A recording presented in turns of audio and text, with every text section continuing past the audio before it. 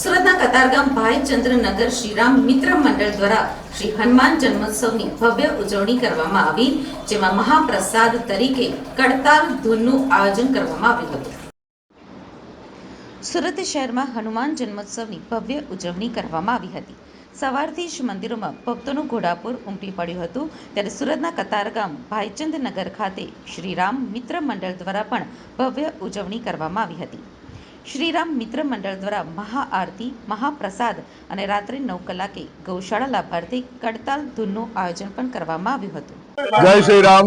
મારું નામ જીતેન્દ્ર પ્રફુલભાઈ ધન્ના છે। અમે અહીંયા ભાઈચંદનગરમાં વર્ષોથી ભંડારો કરીએ છીએ। બહુ વર્ષો જૂનું હનુમાનજીનું મંદિર છે, પ્રાચીન કાળથી અમે વર્ષો વર્ષ ભંડારો કરીએ છીએ।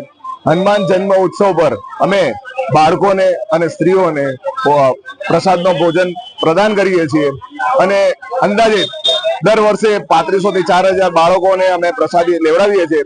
આ વર્ષે અમારો ટાર્ગેટ એવો હતો કે અમે 5000 બાળકોને પ્રસાદી લેવડાવીએ અને ભારતીય જે સંસ્કૃતિ છે એને આગળ વધારવામાં બધાની સહાયતા કરીએ। જય શ્રી રામ।